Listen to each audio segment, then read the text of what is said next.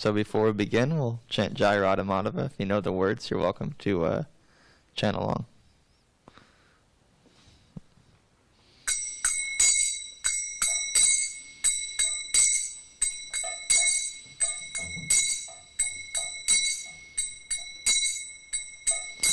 Jaya Radha Madhava Kunja Bihari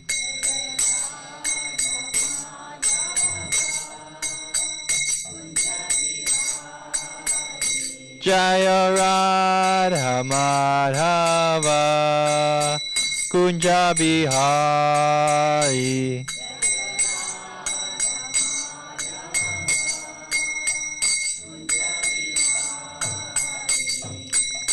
Gopijana Vallabha Girivanadari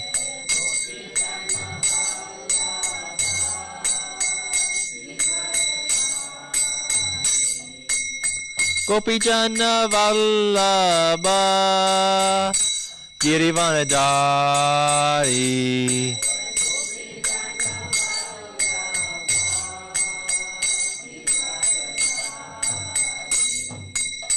Yashoda Nandana Rajajana Ranjana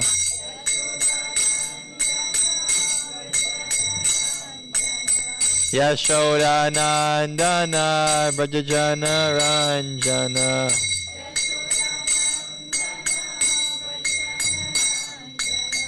Yamuna Tira Vanachari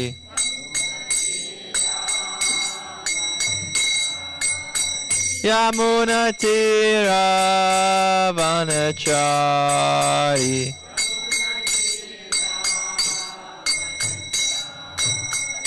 Jaya Radha Madhava Kunja Bihari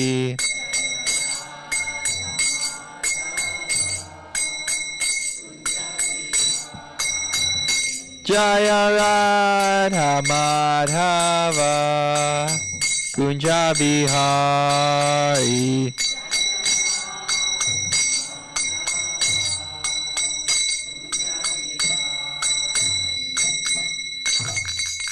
Srila Prabhupada ki jai, Srila Bhagavatam ki jai.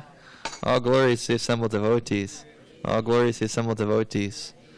All glories to Sri Guru and Sri Gauranga. Glories to the Prabhupada. So today is Father's Day, as probably most of you already know. So tonight our topic will focus more on this very important role that fathers play in society. So we'll be reading from a few places in the Srimad Bhagavatam today.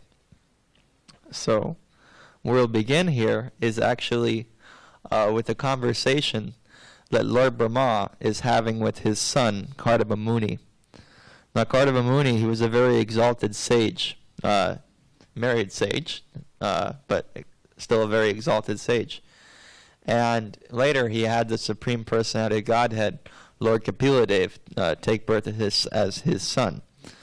But this verse from the third canto, chapter 24, text number 12 of the Bhagavatam, will go into a little conversation Lord Brahma is having with his son, Kardamuni, and glorifying him. And also it will go into kind of the role of fathers here. So I'll recite the Sanskrit, then we'll go into the translation and Srila Prabhupada's purports to these verses. Brahmo vacha tyame pachitastata kalpita nirvadakita yanme sanjagre vakyam bhavan manayam. So Lord Brahma said, "My dear son Kardama, since you have completely accepted my instructions without duplicity, showing them proper respect, you have worshipped me properly. Whatever instructions you took from me you have carried out, and thereby you have honored me." Srila Prabhupada's purport. Lord Brahma, as the first living entity within the universe, is supposed to be the spiritual master of everyone, and he is also the Father, the creator of all beings. Kardamuni is one of the Prajapatis, or the creators of living entities, and he is also a son of Brahma. Brahma praises Kardama because he carried out the orders of the spiritual master in toto and without cheating. A conditioned soul in the material world has the disqualification of cheating. He has the 4 disqualifications. He is sure to commit mistakes. He is sure to be illusioned. He is prone to cheat others, and his senses are imperfect.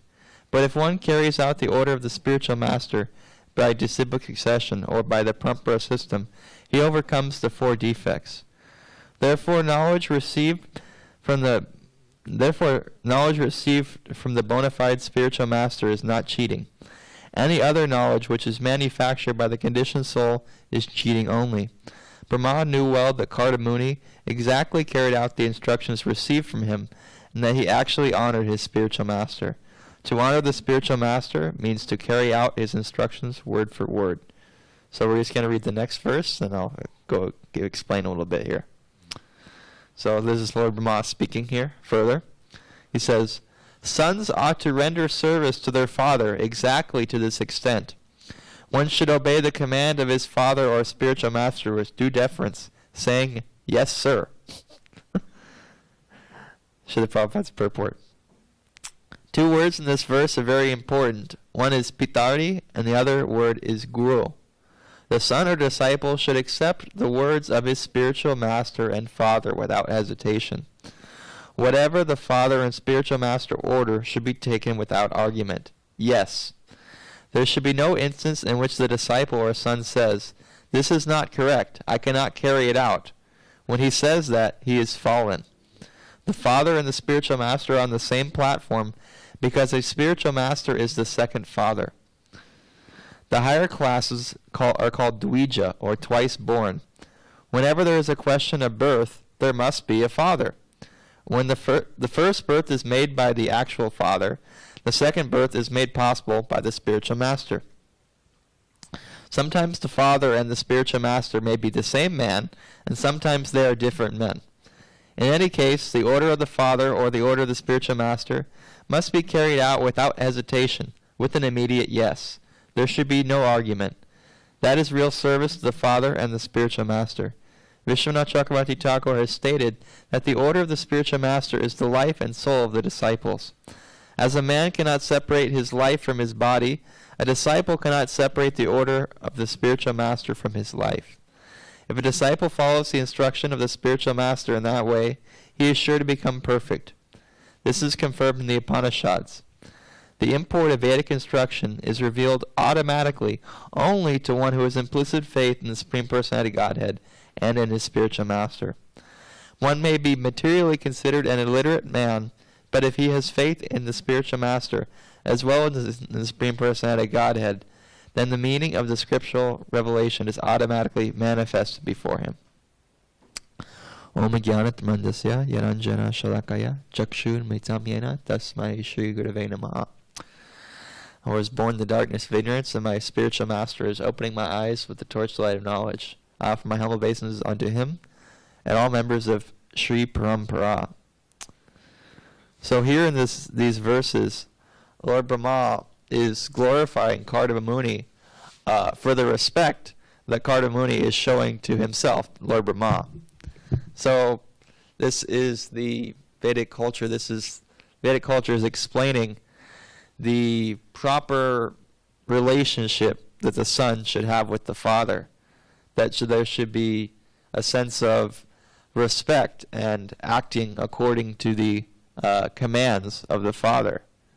Now, this is kind of an interesting concept because sometimes in the West we have the tendency that we are we think we know better. The young kids. Any kids, they think they know better than their parents. But we could just see from a very simple standpoint, who has survived more years on the planet, them or their parents? Just from that perspective, some respect should be given. Even on that line, that the parents have been around enough. They may have made some mistakes, and they've had the time to learn from them. Whereas, the child, hasn't had so much time to make these mistakes. So this respect is very important, actually, because it builds the platform for learning. If someone comes to me, they want to hear from me, they want to learn from me, but every 5 seconds they're interrupting me, or every 5 seconds they're saying, "Oh, I think it's actually this way." It's like, what's my impetus to teach this person? So this respect is very important, actually, and it's not that the father simply gets the rubber stamp of respect, that the father also has a responsibility. Is that the father, he is supposed to actually teach his son according to the injunctions of the scripture, according to the rules of the scripture, actually how to live a proper life. It's not that the father simply gets all the respect and has the son just do his bidding, whimsically. But the father actually should instruct his son in such a way that he can advance in life. So it's actually a very heavy responsibility. So actually, in that regard, there's a very nice verse by Lord Rishabdev. Now, there's one that's often quoted, but this one is a little less quoted, but it gives a nice summary of the duties of the father. Lord Rishabdev here, speaking to his sons, he says, "If one is serious about going home back to Godhead, he must consider the mercy of the Supreme Personality Godhead, the summum bonum and the chief aim of life. If he is a father instructing his sons, a spiritual master instructing his disciples, or a king instructing his citizens, he must instruct them as I have advised. Without being angry, he should continue giving instructions, even if his disciple, son, or citizen is sometimes unable to follow his order. Ignorant people who engage in pious and impious activities should be engaged in devotional service by all means. They should always avoid fruitive activity. If one puts into the bondage of karmic activity his disciple, son, or citizen who is bereft of transcendental vision, how will one profit? It is like leading a blind man to a dark well and causing him to fall in." So this is a very strong statements by Lord Rishabdev here, that the father, or the guru, they have the very serious responsibility of teaching their children to engage in devotional activities and not to get what's the word I'm looking for? Enamored with the fruitive activities that this world has to offer. People are thinking that if I do this, if I do that, I'll get some money, I'll get some material goods, and then I'll be happy. And everyone's chasing after this. But what the Bhagavatam says, what the sages say, is that actually these material things, they may bring some little flickering satisfaction. That's there. We don't deny that. Otherwise, why are people chasing after them so much? But actually, they're very much, like I said, they're very temporary. So the moral wise people, they try to look for some everlasting happiness, something that sticks. So the sages have concluded actually that by serving Krishna, that's actually where this happiness comes from. So it is the duty of the father, or the spiritual master, to instruct his sons and disciples like that. Otherwise, he's being very much irresponsible. Now, that's not to say that the father shouldn't, the father has also other things to teach the son besides spiritual life, maybe, how to get around in the world, how to use money, all these things. There are so many practical matters, and it's definitely the father's responsibility to teach these things. But alongside with that, there must be a spiritual aspect. The father must give his son a, moral compass to go about the world. So it is a very, very solemn duty that the father has. And this is why the father is given so much respect, because he has that responsibility, and this respect that the son is giving the father allows the father to actually carry out his duties properly. That way it helps the son so he can properly learn. It helps the father so he can properly teach. So there's another nice verse here by Prahlad Maharaj. This is from the 7th canto of Bhagavatam, chapter 9, text number 28. So for those of you who know the story, which I think most of you, there's a big fight between Prahlad Maharaj. Ironically, that's actually an interesting situation. See, there's an interesting situation. Now you maybe think of a point here. Because Prahlad Maharaj is actually in a very interesting situation, because Prahlad Maharaj's father was not acting in the proper capacity of a father. He was not instructing his sons in spiritual life. He was in fact doing quite the opposite. He was doing everything he could to prevent Prahlad Maharaj from taking up spiritual life, you might say. But Prahlad Maharaj, he was following the instructions of his spiritual master, he might say his second father, Narada Muni. And if the original father goes against the injunctions of Shastra, then his instructions can be disobeyed. But even actually we see that Prahlad Maharaj throughout, even though Hiranyakashipu, his father, was trying to, you might say, manipulate him in not so good ways. He was sending him to school to just kind of learn, in one sense, like political manipulation, these kinds of things. Even though he'd do that, when Prahlad Maharaj came home and spoke with his father, he'd speak with them like actually very respectfully in some ways. He wouldn't, it's not like he'd just going and blasting him or whatever, but he's actually speaking very eloquently with his father and sitting on his lap and like doing these things.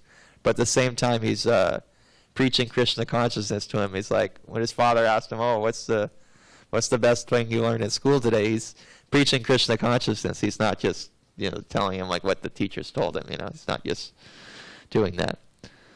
But it's kind of a side point here. Prahlad Maharaj, interesting situation here. Not exactly the traditional, the ideal father-son role. But so Prahlad Maharaj, actually after Lord Nrsimhadev takes care of Prahlad Maharaj's father, he puts him out of action. So Prahlad Maharaj, Lord Nrsimhadev, he is hearing these prayers by Prahlad Maharaj, because Lord Nrsimhadev is preparing to give Prahlad Maharaj benedictions, some boons for Prahlad Maharaj's devotion to Lord Nrsimhadev.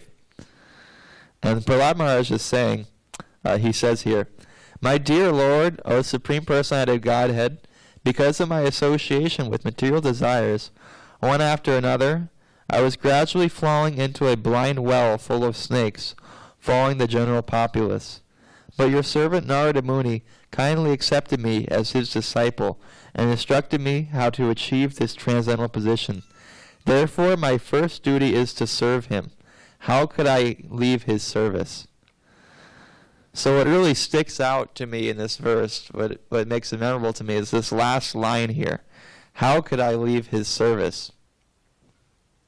So we can see the debt of gratitude that Prahlad Maharaj is feeling towards his spiritual master, Narada Muni.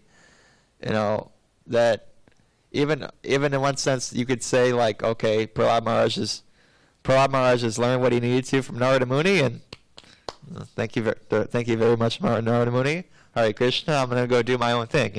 I'm gonna go become guru, and leave you to the side. No, but Prahlad Maharaj is feeling indebted to his spiritual master, that he is the person, he is giving him credit for bringing him out of, this mistaken mindset that he was in before. So this should be the mood of the disciple to the spiritual master, and of the son to the father. Even my own father, it's not that exactly he was It's not that he brought me up in Krishna consciousness or did anything like, he maybe brought me up with some moral values, which are important, but he didn't, bring me into the same Krishna consciousness I'm now. But also, just on a material level, I wouldn't be anywhere I am today without my father. He sacrificed and took the time out to raise me, feed me, tolerate me, all these things, And I'm indebted to him for that. Whatever, I'm indebted to him for. I'm completely indebted to him for that, So even now, I'm 28. Like you can say, I'm like out of my father, in one sense, out of my father's care now. But we should keep in mind how much they sacrifice for us.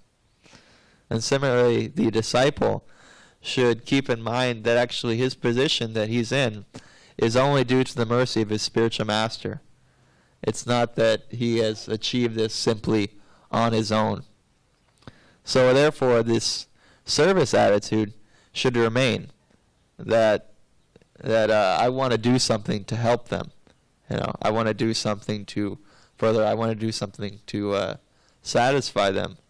So Prahlad Maharaj, he's seeing Krishna directly. He's seeing Nrsingadev.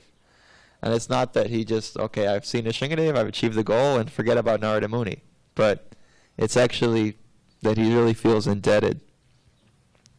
So nice that we have this Father's Day festival, or we have this Father's Day every year, commemorating actually what our fathers have done for us in this world.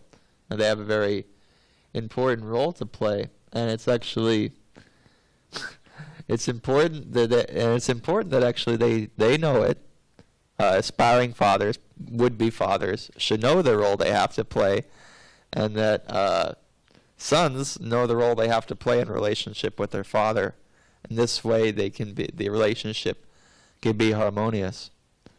If you look at Srila Prabhupada's books, it's not that he just teaches, you once say, the basics of Krishna consciousness. When you first meet someone in Krishna consciousness, what do you tell them? You tell them, okay, you come here, you take some nice vegetarian food, and you chant Hare Krishna with us. It's very simple. The day-to-day practice of our aspiring Vaishnava or Hare Krishna person, in one sense, can be very simple. It doesn't have to be so complicated. You offer your food to Krishna, you chant a little Hare Krishna, you take prasadam, come to the temple every once in a while. It's pretty simple. But actually, when we get into Srila Prabhupada's books, he is actually there's so much description of actually like societal composition, actually, like how relationships are supposed to be, what the relationship between the son and the father is supposed to be like, what the relationship between the husband and wife is supposed to be like, what the relationship between the mother and son is supposed to be like, all these different things. And this is meant to create a kind of a social platform where Krishna consciousness can be easy to practice. Srila Prabhupada, he says that actually happiness, contentment, is actually it's like the starting point for spiritual life. If one is constantly disturbed and bothered or whatever, it can be very difficult to take up spiritual life, or it can be very difficult to maintain spiritual life. Sometimes some difficulty can be an impetus for spiritual life, but if we remain constantly in difficulty, it may be hard to practice Krishna consciousness because we're so distracted. So having some sort of social harmony, social stability is actually very important for our steady practice of Krishna consciousness. This made me think of another point. Another point that's there, actually, the importance of a father or a spiritual master. Bhajan Narayan Maharaj was making the point the other day that, generally speaking, people, they're very much, their devotion they have, what gives them impetus to work and do things, is not simply based on a principle. You know, like, oh, like I'm doing this because I believe in this or whatever. But it's based on a person. Just like we can see the Hare Krishna movement, there are many people are united around Srila Prabhupada. Or after Srila Prabhupada, people are united around a certain guru or a certain person they respect very much. You know, even in the in the outside world, people they're reveling over their sports heroes or their teams or whatever. You know, it's a person. So the guru or the father gives us a person which can be an impetus to be serious about our spiritual lives. You know, we want to please them by showing our progress. We want to please them by not disappointing them. We want it can be an impetus for us. And it makes me think there was that verse by Rishabdev we went over that it mentions that the father, even if the son or disciple is maybe not quite up to the mark, the father should still tolerate and continue offering instructions. The father should come from a position of love and understanding and actually trying to bring the person up, not simply barking orders, and if they don't follow them, you know, tough luck, or just kind of distancing themselves, but actually keeping that compassion. That's their role, to try to help them as best they can. So it's a symbiotic relationship with the father doing his best to try the interest of the son or daughter, and the daughter or son trying to do their best interest in pleasing the father. And this way, this healthy relationship can actually help accelerate the advancement in our Krishna consciousness, the advancement in spiritual life. So the fathers have a very important role to play. So I'll take some questions or comments if anyone would like to offer them at this point. Do we have an extra mic to pass around? So he's got a mic over there, Jamal. Looks like Guru Krishna has a question, but if anyone else has, they're welcome to ask him to Guru Krishna. I had a question. I've heard it before, but I thought it might be interesting to explain it a little bit more, because Krishna is the supreme creator. Yeah. He's God. He's at the very top. Yeah. So Lord Brahma takes birth from Mahavishnu. Yeah. And now he's in charge of creating. He's a secondary creator. Yeah. And it said that he creates. What was the exact wording? He creates the living beings.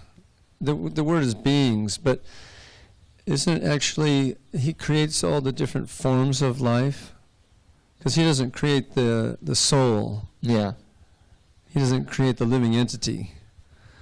Yeah. So maybe you could just clarify it. Maybe so I could comment a little bit on this. So Lord Brahma, he's kind of said to be in summary, the secondary creator. So Krishna is kind of giving him the go-ahead. He's giving him all the ingredients and kind of telling him how to work. And Lord Brahma, he creates through various agencies. So sometimes in the Bhagavatam it's stated that Lord Brahma, he creates things out of his mind. Even you have Lord Shiva coming out of his eyebrows. Sometimes that's there.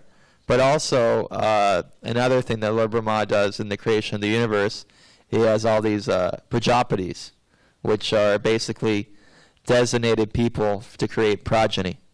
So this is actually Kardama Muni was mentioned in this verse. He was one of these Prajapatis. So his job is to actually beget good population and actually, spread good population. So Lord Brahma kind of acts as the secondary creator in many different ways depending on the situation. But one of the main ways is by these Prajapatis. Does that answer your question a little bit?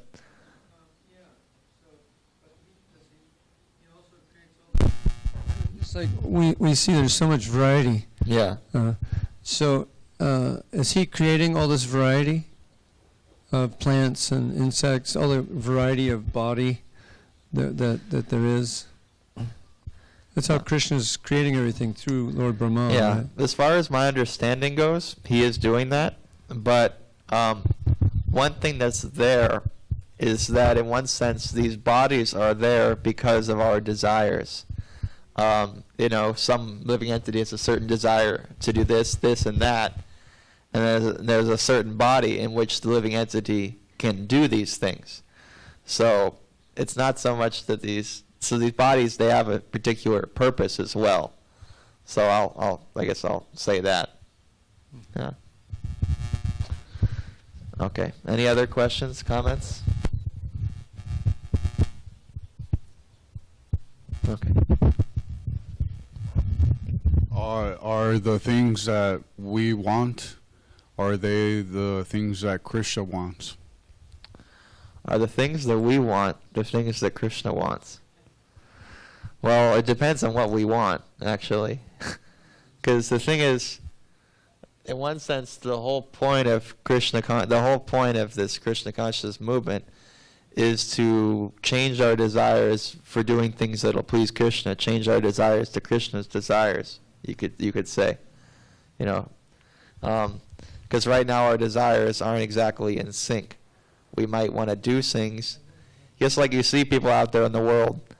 They're doing things that may be not in the best interest of others. Let's just put it that way. They may be doing things that aren't in the best interest of others. And so it's pretty obvious that you might say that their desires aren't in sync with Krishna's. There's some sort of disharmony there.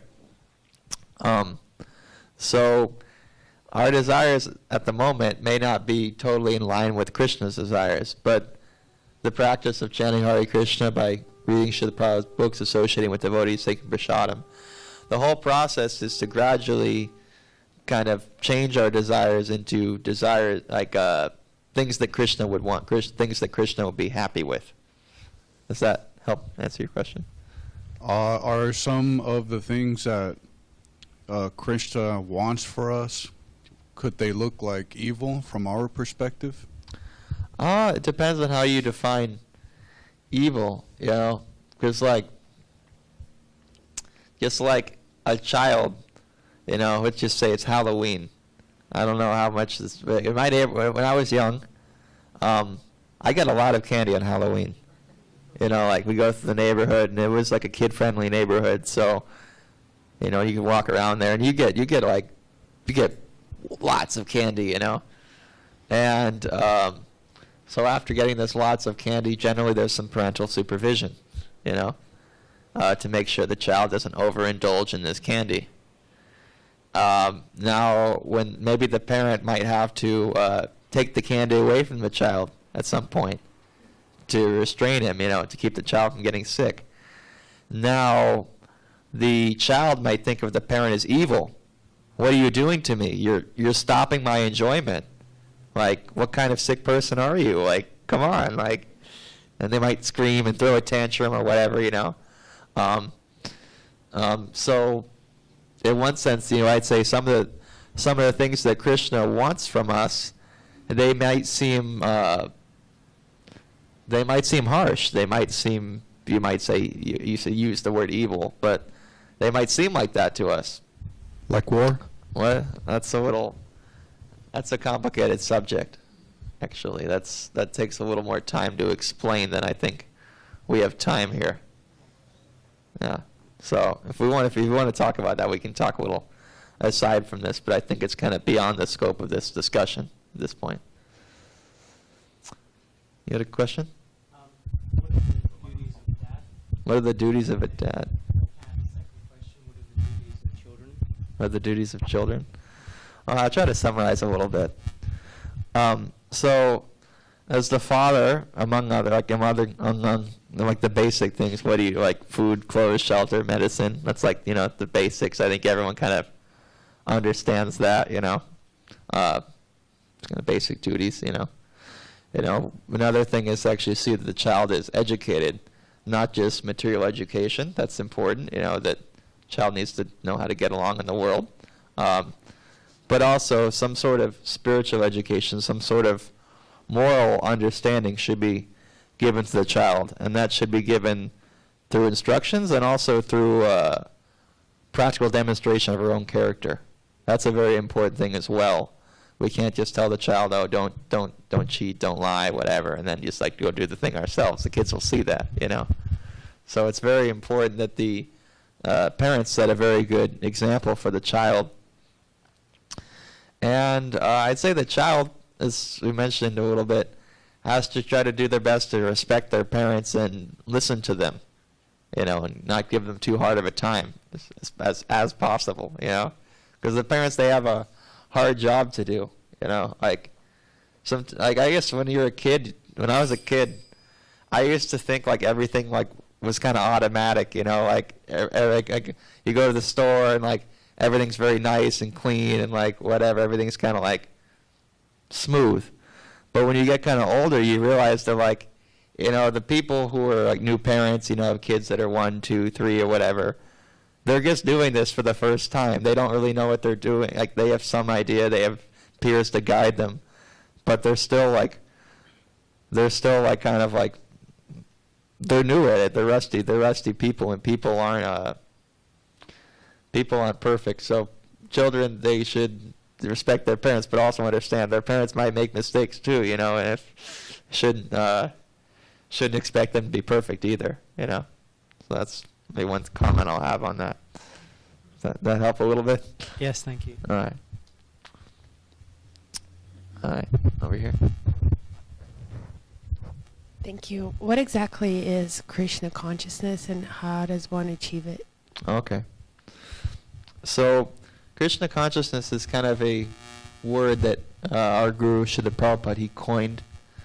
And what it means, like consciousness means thinking about something. Like conscious, you could say just means thinking, you know, or awareness.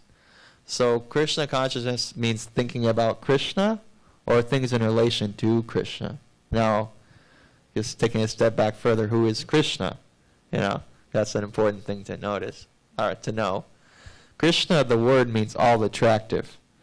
So the idea is that everyone in this world has some qualities that make them attractive, whether they're beautiful, they're rich, they're well-versed, or whatever, you know. They have some qualities that attract others to them.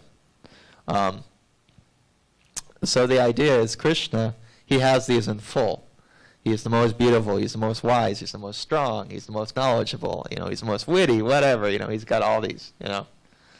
So Krishna is one of the names of God, one of the kind of more prominent names of God that we use.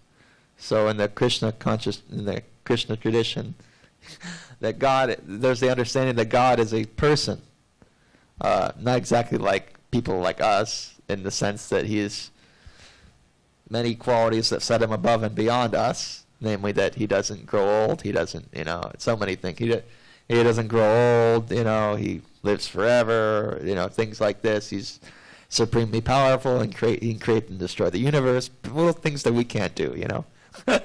Small things that we can't do. But also beyond that, he's like the best friend, he's the best joker, he's like the ever-loving, compassionate person. He's the man everybody wants to be. If we could get to that, and actually, in one sense, that's the aspiration of Krishna consciousness, is to try to develop those qualities of Krishna in ourselves. And the idea is kind of by being in touch with Krishna, by thinking about him, by talking about him, by chanting his name, we come in contact with him, we're associating with him. And those qualities begin to rub off on us. Those qualities are kind of reawakened in us. So this is, in one sense, Krishna consciousness, thinking, hearing, chanting about Krishna. So that's kind of a brief summary. And I don't know if you read any of our books at all, but those kind of will give a little more in-depth idea of like how to practice and what it really is, you know. That helps a little bit. Okay, you have any other questions?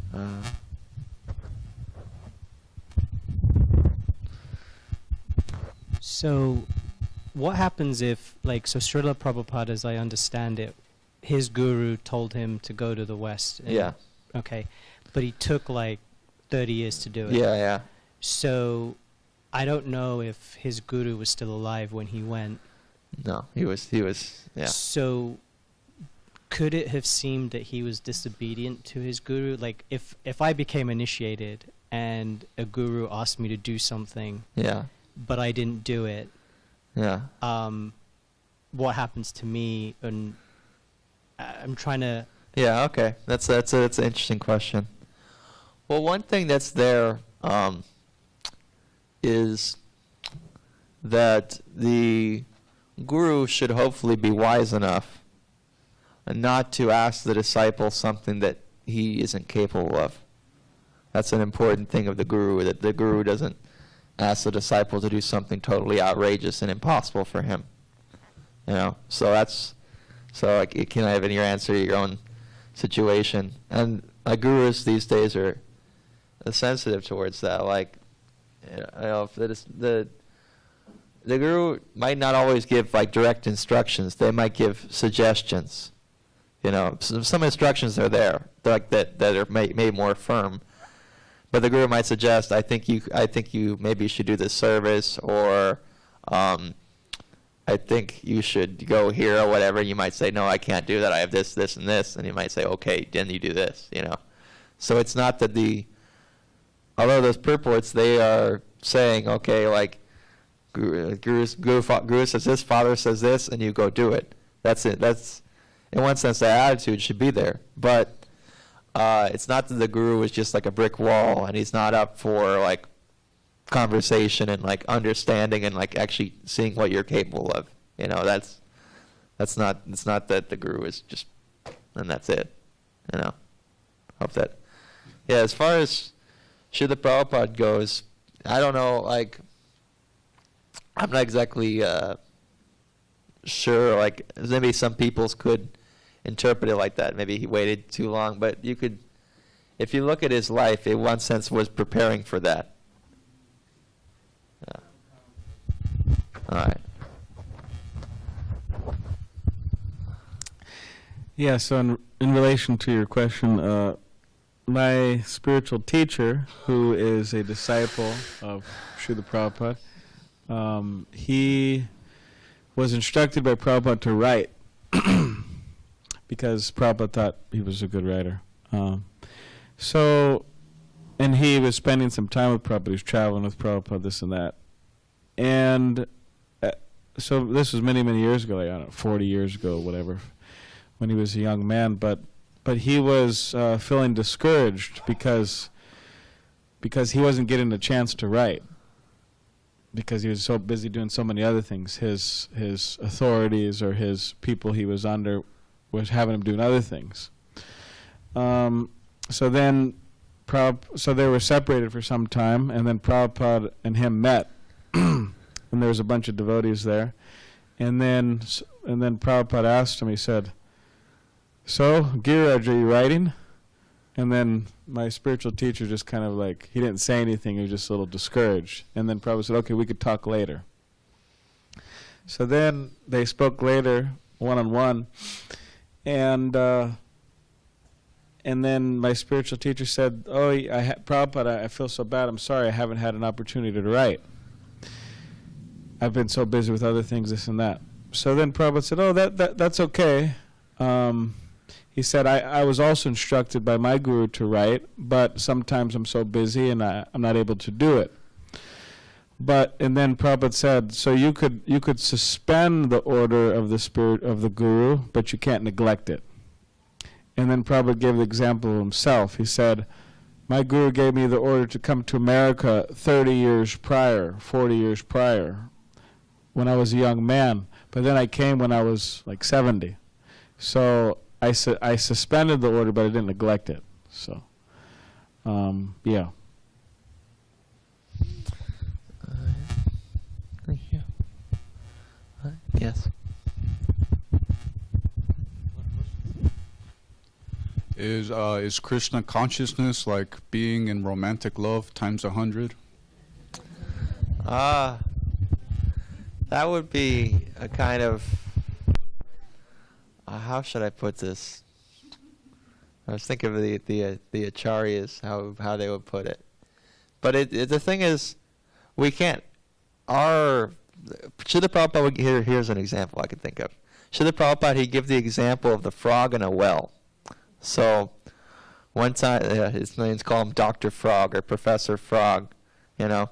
So one frog's in the well, he's got there's some water in the well, you know. And another frog comes, somehow gets in the well. And this frog's been in the Pacific Ocean, you know. And he's telling the frog in the well about it. And the frog in the well is going, oh, like, how much bigger is Pacific Ocean? Like, 1 times the well? Like, 2 times the well? Maybe 5 or 10 times the well. That'd be really big, you know? But he has no idea really what the Pacific Ocean is, and the friend's trying to tell him, but he just can't imagine. So to compare the ecstasy or the whatever is actually there in pure Krishna consciousness, real Krishna consciousness, is kind of like that. We can try to put some sort of mundane, some sort of calculation on it. It's 100 times better than this. It's 1,000 times better than this. But really, it's beyond. It's really beyond our conception. You know, actually, what it is really. I mean, there's descriptions by the acharyas, and we can glean something really, but yeah, you can't really measure it so much like that. Okay, so unless there's one last question, then I think we'll end with that. Sorry, just a quick question. So in the lecture you were mentioning, society has to go in such a way, has to go in such a harmonious way that Krishna consciousness can be practiced, like you were mentioning the relationships, how they should go. Yeah. But the major opinion today is that everything should be just free flowing. It should just, who cares about all the social etiquette? Yeah. Let things Yeah. flow, but how would you say that culture of lack of social etiquette or lack of respect affects us on a personal level? Right.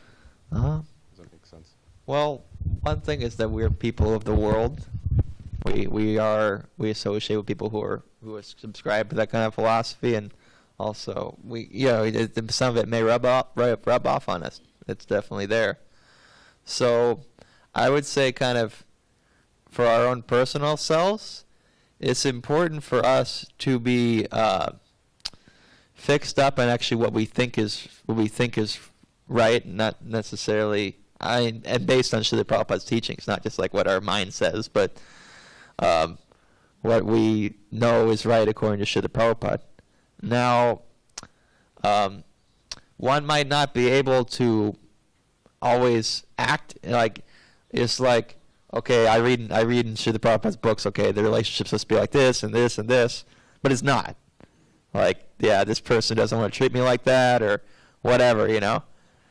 Okay, that's there, but we should understand what the ideal relationship should be like, and we can base as much as we can base our relationships like that, and as much as we can't, we do the best we can, you know, and try to bring Krishna consciousness into try to spread Krishna consciousness whatever way we can, in whatever circumstance we can.